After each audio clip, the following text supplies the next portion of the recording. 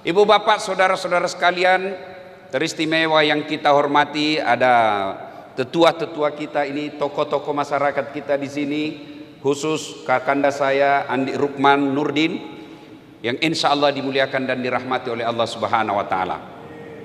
Ada doa dalam hidup ini yang sepertinya biar anak TK hafal. Dan kita pak ini semua hafal, meskipun tutup mata baru bangun, doa itu pasti kita hafal. Ada yang tahu doa apa itu? Doa sapu jagat. Ada yang tahu redaksinya doa sapu jagat? Ada? Saya kasih hadiah. Ayo siapa? Siapa yang hafal doa sapu jagat? Ayo. Ah, ini bapak, sini pak, sini pak, sini pak, sini. Doa sapu jagat pak, gimana bunyinya?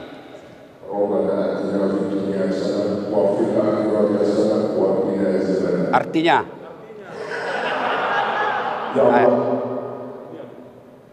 Rabbana, ya Allah, Rabbana, apa lagi? Atina fid dunya, berikanlah kami keselamatan di dunia. Karena ada Arabnya, ada terjemahannya, dapat 2 lembar. Barakallah Pak ya, beda duitnya itu Ustadz dengan partnernya Said Didu. Silakan Pak, berkah itu Pak, insyaallah. Ya. Nah, doanya Rabbana atina fid dunya hasanah wa fil akhirati hasanah. Intinya 2 saja. Ya Allah, berikan kami keselamatan di dunia dan keselamatan di akhirat. Ini penting. Ada orang jaksa di dunia, keraknya neraka ditempati. Ada orang pengusaha di dunia, akhirat menjadi bahan bakar api neraka. Ada orang anggota DPR di dunia, dimuliakan dia di dunia, di akhirat menjadi manusia sehina-hinanya. Tentu kita tidak mau. Kita berharap kita ketua MA di Indonesia, kita juga menjadi penghuni surga. Kita berharap kita pengusaha di dunia, tapi kita juga akan menjadi penghuni surga di akhirat. Dan inilah doa kita. Nah sekarang, sebelum kita sampai ke surga, kita mau surga dunia dulu bos. Jangan sampai yang ada di benak kita ini Islam itu nerakanya dunia. Adakah surga di dunia ini? Ada surga di dunia? Ada, itulah yang disebut fid dunya hasanah. Lalu yang jadi pertanyaan buat kita, apa sih surganya dunia ini? Menurut para ahli tafsir, yang disebut surganya dunia itu 4 syaratnya. Berapa Ibu? Berapa Pak? 4, bukan 4 istri. 1, yang disebut fid dunya hasanah, surganya dunia, 1, punya pasangan yang baik agamanya, bukan yang cantik rupanya. Karena ternyata makin cantik istri, makin besar masalahnya Pak. Siapa bilang istri cantik bukan masalah? Istri cantik, suami jelek, masalah Pak. Bener. Berarti bagus kalau jelek istri. Jelek istri juga masalah, dihina orang. Kita lagi yang malu jalan sama dia, duluan aja dek, nanti saya menyusul. Coba. Cantik istri masalah, jelek istri masalah. Nah, Bapak Ibu saudara-saudara sekalian, berarti yang baik itu punya pasangan yang bagus. Yang bagus itu siapa? Yang baik agamanya. Karena Nabi katakan pilih seorang istri 1 karena kecantikannya. Cantik penting, tapi kalau agamanya hancur, cantiknya menjadi sengsara kita. Cantik juga penting Pak. Kenapa? Karena istri kita 24 jam di depan kita. Apalagi kalau kita sudah pensiun. Hampir setiap saat kita ketemu. Baru bangun dia lagi di depan kita. Mau makan, ada lagi sih dia ini Pak. Mau tidur, la haula, ada lagi dia Pak. Jadi kalau jelek pasti cepat ganti casing. Maka istri yang baik itu kata Nabi yang membuat suaminya tenang di rumah. Bukan yang cantik. Cantik penting tapi tidak boleh prioritas.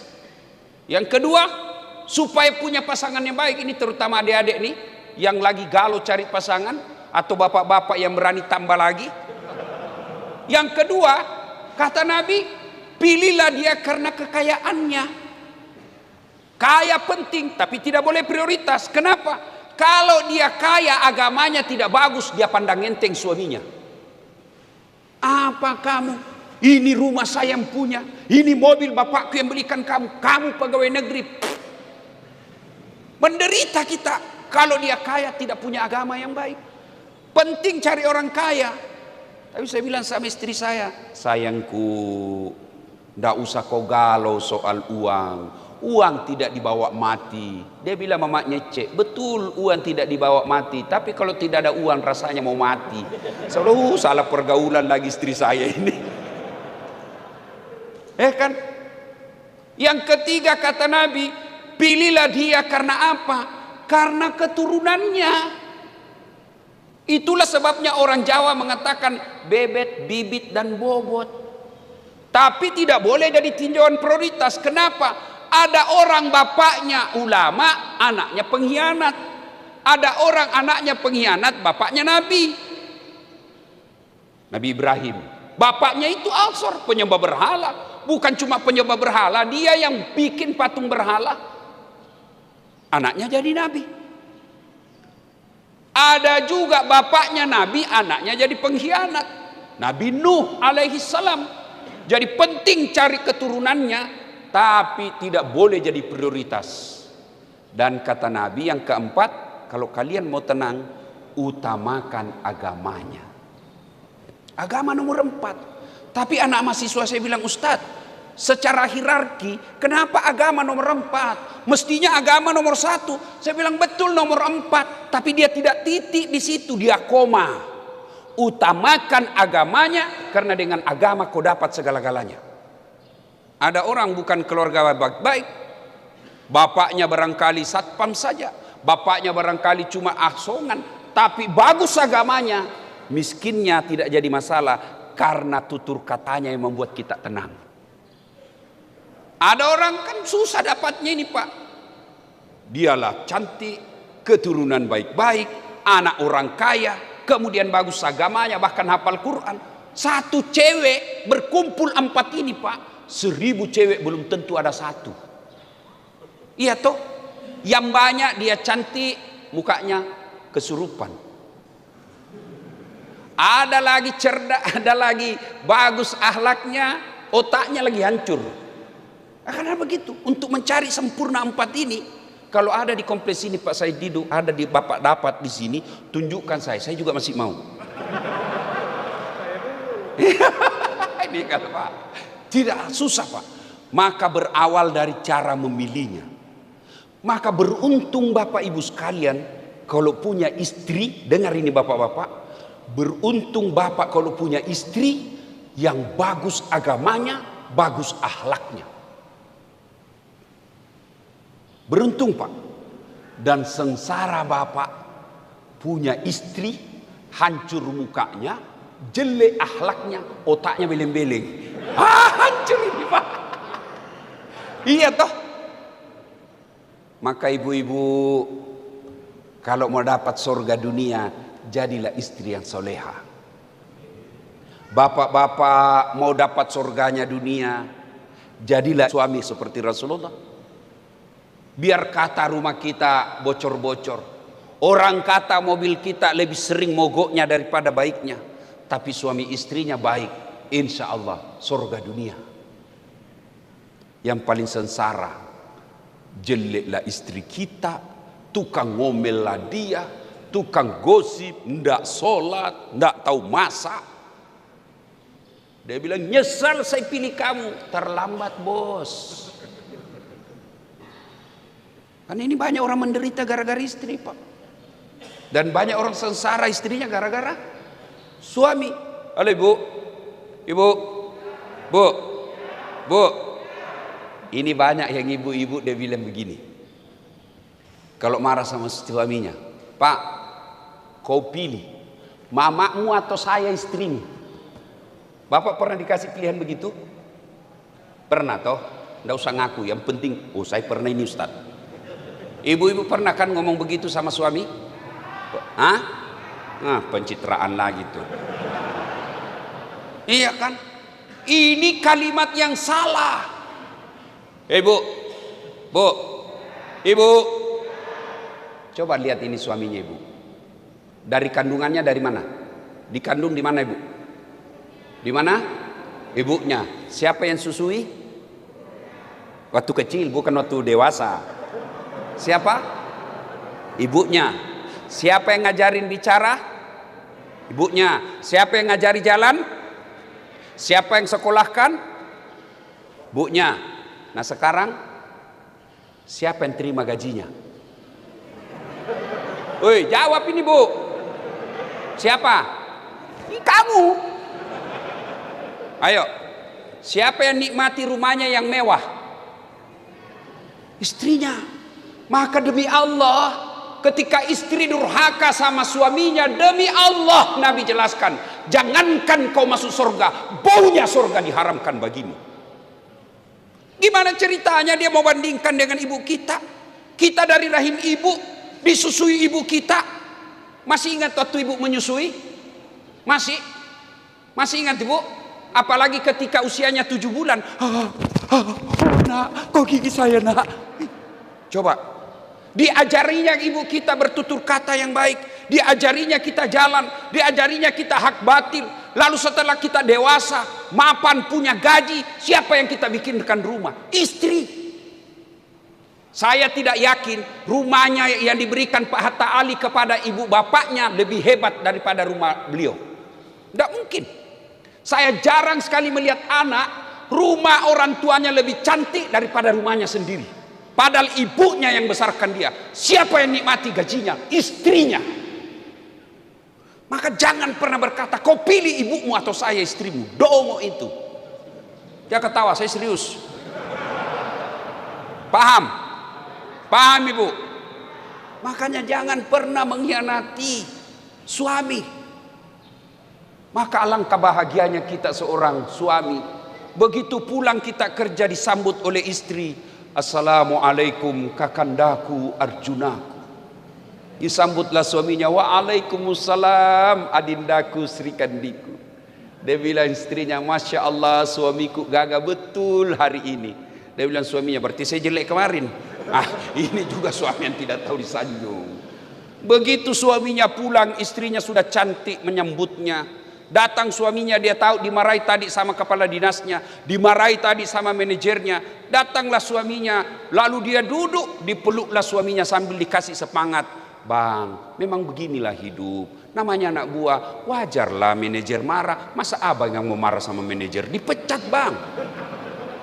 Itu istri yang baik. Contoh ketika Rasulullah pulang dari menerima wahyu dari Gua Hira, beliau kan menggigil. Ya Khadijah, saya tidak tahu saya kenapa ini. Saya menggigil. Tolong selimuti saya. Apakah Khadijah banyak tanya? 3 hari 3 malam tidak pulang. Pulang-pulang kedinginan minta diselimuti. Ibu mampu tidak lakukan itu? 3 hari 3 malam suami tidak pulang. Di WhatsApp tidak dijawab. Di telepon di reject. Tiba-tiba dia pulang, Bu selimuti saya. Ibu selimuti suami. Diinterogasi, Pak. Kau dari mana kau? Jangan ketawa, saya serius ini. Maka istri yang baik itu datang suaminya, dia memberikan spirit, hadir membesarkan suaminya. Apalagi kalau sudah dia peluk-peluk suaminya sambil menyanyi, bila kamu di sisiku, hati rasa syahdu. Suaminya masuk ke kamar, makin berantakan kamarnya, marah-marah. Suaminya, memang kamu tidak tahu ngurus ini kamar. Istrinya peluk lagi dari belakang sambil menyanyi, insaflah wahai manusia. Oh senang itu suami. Jangan malah mentang-mentang suaminya sudah mulai sakit-sakit pensiun tua, dia usap-usap rambutnya sambil menyanyi, bila Israel datang. Masya Allah. Pak, surga dunia kan kalau kita punya istri yang enak dipandang, tutur katanya lembut, dia muliakan suaminya, suaminya stres hadir istrinya. Dan demi Allah, ini rahasia laki-laki, Bu. Oh ibu, Bu, ini rahasia laki-laki. Jangan sampaikan kepada mereka yang tidak hadir ya. Ini kita rahasia bersama. Bapak pasti sepakat, kita laki-laki tidak mungkin mengkhianati istri kalau dia hormat sama suaminya. Oh saya Pak, Bapak kira saya jadi ustadz gampang? Banyak godaan Pak. Pura-pura curhat janda-janda. Ustadz, saya ada masalah Ustadz. Ujung-ujungnya bolehkah ketemu Ustadz? Saya bilang saya carikan Ustadz. Saya mau Ustadz. Saya punya istri, dia bilang tidak apa-apa, tidak resmi pun tidak apa-apa Ustadz. Coba, tapi apa? Semakin baik istri saya bilang. Dalam hati saya, tidak mungkin. Istri saya hafal Quran, masih muda, cantik pula, sopan pula. Tidak mungkin. Tapi coba kalau suka ngomel. Tidak pernah cantik. Kita pulang daster tinggi sebelah. Kelihatan tali BH, penuh bedak di sini. Nonton angka ketek. Bagaimana kita tidak serangan jantung? Nah, coba. Begitu juga kita punya suami. Bapak-bapak, masih ingat waktu menikah? Masih ingat waktu menikah? Masih ingat? Masih? Apa yang Bapak ucapkan ketika dinikahkan? Saudara Dasat Latif, saya nikahkan engkau dengan anak gadisku Naura Sidkia Nasrun dengan mahar tatak tunai karena Allah, bukan tunai karena ketua MA, tunai karena menteri agama, tidak, tunai karena apa? Karena Allah. Masih ingat istri waktu dinikahi Pak? Bapak-bapak masih ingat? Masih? Ada telinganya? 2. Hidung lubangnya? Lengkap. Coba, mata lengkap, original semua Pak. Bapak ready terima jadi. Tidak perlu lagi diajar bicara, tidak perlu lagi diajar jalan. Bahkan dia sudah sarjana, cantik pula. Bapak ambil anaknya orang untuk dihalalkan 24 jam. Lalu Bapak sengsarakan, lalu Bapak hina. Gimana Bapak mau mencari nafkah dengan berkah? Coba lihat itu. Dari siapa mereka istri kita? Dari rahim ibunya. Siapa yang sekolahkan dan didik dia? Ibu bapaknya. Lalu setelah menikah siapa yang diikuti? Siapa yang diikuti? Suaminya. Lalu berkhianat bapak kepada istri. Demi Allah, bapak bukan orang baik, kata Nabi. Bukanlah bagian dari umatku suami yang tidak tahu memuliakan istrinya. Maka bapak muliakan istri. Kalau dia ngomel Ustaz, ngomel, itu normal. Kalau ada istri di rumah tidak suka ngomel, abnormal. Ada masalah itu pasti dengan channelnya. Biasalah. Kenapa ibu kita suka ngomel? Bayangkan, gaji 5 juta 1 bulan, 4 anak, cicilan motor, gimana mau cukup? Kalau zaman sekarang, tapi itu hebatnya istri kita. Dia berusaha mencukupi itu untuk 1 bulan 5 juta itu. Coba bapak pegang 5 juta 1 bulan. Mana cukup? Tapi istri mampu. Nah, rasa dongkolnya itu dibawalah ke ngomel. Maka resepnya jangan dibalas. Kalau dia ngomel, rumusnya hadapi dia dengan diam. Semakin bapak balas, semakin hebat dia bicara. Bapak cerita 1, dia sudah sampai 10. Dan itu terus dia ungkap. Itulah itu normal, biasa. Dan cara menghadapi istri begitu, tanamkan kesabaran, hilangkan ego. Kalau bapak muncul ego, saya yang cari nafkah. Dari pagi sampai malam saya carikan kau duit. Saya belikan kau AC, saya belikan kau mobil. Lalu kau maki-maki saya. Setan yang ngomong begitu. Istri ngomel, bapak diam. Biarkan saja dia. Sudah ngomel, selesai sayang. Selesai. Saya sudah boleh tidur? Ketawa sudah itu. Atau bapak-bapak yang besar perutnya, Gampang Pak, yang besar sekali perutnya. Kalau istri marah, buka baju Pak, kasih goyang perut, berhenti dia marah Pak. Coba amalkan Pak. Tapi kalau ego masuk, saya ini yang kaya, saya ini yang berikan kau rumah, itu setan yang bicara. Tapi ngomelnya istri, jadikan amal. Gimana caranya? Diam. Tidak bisa saya diam Ustaz. Ambil pil tidur. Pak, 2 biji. Tidur Pak. Dan itu juga ibu kalau ngomel. Kalau suami tidak ngomong, jangan disuruh ngomong. Karena juga itu kita diam. Kenapa kau diam? Kau balas. Apa penjelasanmu? Diam Pak. Suami yang soleh, istri yang soleha, itulah hebatnya dunia. Tapi kalau istri bermasalah Pak, nerakanya dunia Pak. Satu. Maka adik-adik sekalian, hati-hati memilih jodoh. Pakai 4 ini. Ya. Yang kedua, surganya dunia kata para ahli tafsir yang menafsirkan fid dunya hasanah. Apa itu? Punya anak yang soleh dan soleha. Subhanallah Pak. Bapak yang bawa anaknya hari sholat subuh hari ini, top Bapak. Hebat. Bagaimana cara punya anak yang soleh dan soleha? 1, menurut Al-Quran. Surah Luqman. Ya bunayya, wahai anakku, la tusyrik billah, jangan kau mensyirikatkan Allah. Berarti yang pertama ajarkan anak kalimat tauhid, la ilaha illallah Muhammadur Rasulullah. Itu dulu. Yang kedua, paling penting jangan kasih makan uang haram. Coba lihat orang tua yang menghalalkan segala cara cari nafkah. Lihat anak-anaknya. Lihat anak-anaknya. Pak, ada 3 kewajiban orang tua kepada anak. Ada yang tahu? Saya kasih hadiah.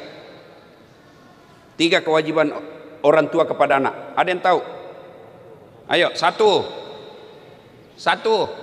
Ada hadiahnya. Sini Pak, sini cepat-cepat. Ini Pak, cepat-cepat. Matahari sudah terang. Ayo, cepat Pak, cepat sedikit.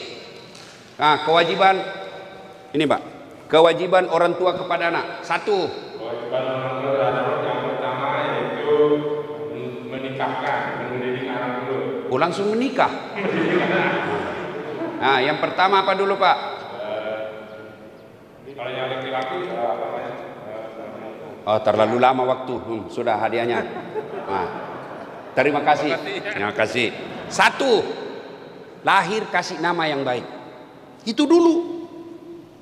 Nama yang baik bukan nama-nama artis. Nama yang baik bukan nama nasabiliritis. Nama yang baik, nama yang ada doa dan harapan di dalamnya.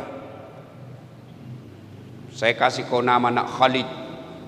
Khalid ini salah satu sahabat, Khalid bin Walid, yang awalnya berperang dengan Nabi. Setelah masuk Islam, hidupnya habis untuk membela agama Allah. Saya mau seperti itu.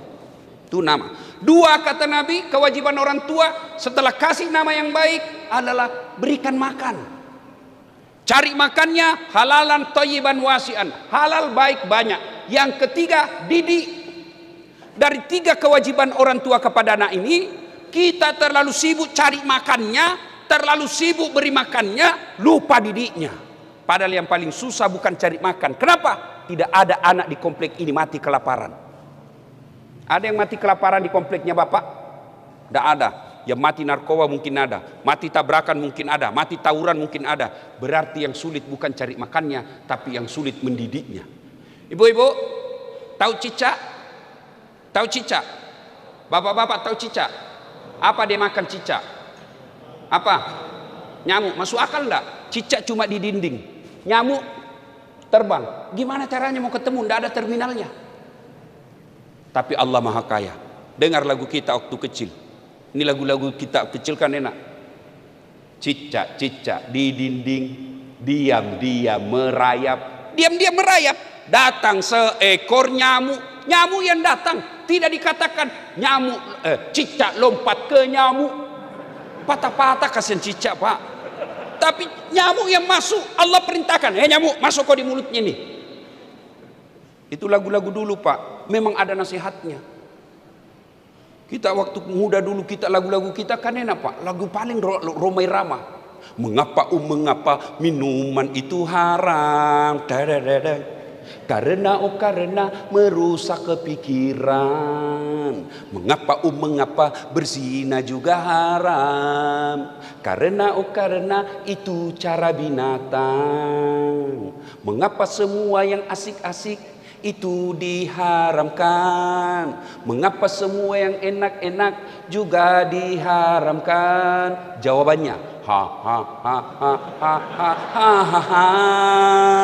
itulah perangkap setan. Umpannya ialah bermacam-macam kesenangan. Kalau lagunya anak-anak sekarang di TikTok apa? Putar ke kiri nona, putarlah ke kanan, apa itu putar kiri kanan? Beleng-beleng. Yang kedua, punya anak yang soleh dan soleha. Yang ketiga, karena waktu terbatas. Yang ketiga, punya harta yang bermanfaat, bukan harta yang banyak. Alhamdulillah, satu saudara kita menghadirkan masjid. Inilah yang disebut harta manfaat. Pak Haji, deposito bapak meninggal, siapa yang punya? Anak. Iya, kalau anak kita baik. Anak kita baik tapi takut sama istrinya, susah Pak. Dia mau nyumbang, bikinkan bapak dulu. Bapakmu terus. Dia bilang, sudahlah kalau begitu ngamuk lagi kau. Sudah, takut sama istrinya. Ada takut sama istrinya di sini? Ada? Berhenti kau jadi laki-laki. Ngamuk Ustaz, dia pecahkan piring, pecahkan juga. Dia pecahkan hak televisi, alhamdulillah dia berhenti nonton sinetron. Televisi, piring, gelas boleh dibeli. Harga diri sebagai suami tidak boleh diinjak-injak istri. Takbir. Nah, itulah semua yang takut sama istrinya itu tadi. Pak, Bu-ibu, halo, Bu, itu cincin berlian emas ibu pakai, begitu ibu meninggal siapa yang punya Bu? Anak, istri kedua. Ayo, maka Bapak Ibu sekalian, sedekahlah. Rumah, ruko, tanah belum tentu kita punya. Yang kita punya kata Nabi hanya 3. 1, yang habis kamu makan. 2, yang hancur kamu pakai. 3, yang telah kau sedekahkan. Maka kalau Bapak lihat sepatunya Ustadz sudah mulai hancur-hancur, kasihlah itu Ustaz, karena dia akan keliling-keliling Pak. Bapak dapat pahala. Saya bilang sama Pak Andi Rukman, jauh-jauh ini sepatuku ini. Kan beliau kasih saya sepatu. Sudah jauh-jauh ini sepatuku. Sampai lagi ke Irian, sampai lagi ke Sumatera. Dia bilang sudah mulai jelek itu Ustaz, saya gantikan lagi. Dan diganti lebih bagus lagi. Tinggal saya tunggu dari Pak Said Didu. Yang ketawa, saya serius ini Pak. Saya enggak usah kasih saya jas, enggak saya pakai. Nggak usah saya kasih dasi kupu-kupu, kapan saya pakai. Tapi takmir masjid, pengurus masjid, kasih dia sarung tiap hari dia pakai. Maka sedekahkan, dan demi Allah tidak ada orang bangkrut kalau dia bangun masjid. Tanya beliau. Ada orang bangkrut di sini gara-gara bangun masjid. Pak Ustadz, itu rumah di sudut yang besar kaya sekali dulu itu Ustadz. Cuma karena dia bangun masjid jadi bangkrut. Ada? Yang bangkrut gara-gara selingkuh. Pelakor. Sekarang lagi musim pelakor Pak. Saya sudah catat di status saya di Facebook, siap dilakor. Nggak ada yang lakor saya Pak. Supaya istri saya percaya bahwa ini betul suami saya ini tidak ada macam-macam. Kalau sembunyi-sembunyi bahaya itu Pak. Saya terang-terangan siap dilakor. Nggak ada yang mau. Dia bilang masuk neraka aja ceritanya Pak Ustadz kalau ini Pak. Ayo Bapak Ibu saudara-saudara sekalian, sedekahlah. Bangun masjid, mari bersedekah. Allah sediakan lahan. Yang punya duit sedekah dengan duitnya. Yang punya kekuasaan sedekah dengan kekuasaannya. Yang punya ilmu sedekah dengan ilmu gambar-gambarnya. Yang punya tenaga sedekah dengan tenaganya. Saya tidak punya duit Ustaz, tidak punya jabatan, tidak punya tenaga, tidak punya kecerdasan. Apa sedekahnya Ustaz? Diam. Kau diam di situ. Jangan banyak bicara. Ada juga tidak sedekah duit, tidak pernah datang jamaah, tidak pernah gotong royong. Diam aja kau di rumahmu. Ibu-ibu sedekah. Kalau Pak Haji bangun masjid, kita sedekahnya apa? Kirim itu sendal dari toilet ke pintu masjid. Kudung, Quran, air minum, sedekah. Jangan tunggu kaya dulu baru bersedekah. Karena kalau Bapak tidak kaya maka tidak akan sedekah-sedekah. Ibu bapak saudara-saudara sekalian, dan yang keempat, surga dunia itu punya teman yang beriman. Saya yakin Pak Hatta Ali, waktu beliau jadi ketua MA banyak sekali temannya Pak, ngantri Pak. Tapi setelah hilang kita punya jabatan, biasanya mulai jatuh satu demi satu. Pak Said Didu waktu masih menteri Pak, ngantri orang mau datang Pak. Tapi begitu mulai mengeritik pemerintah, ngantri penyelidikan.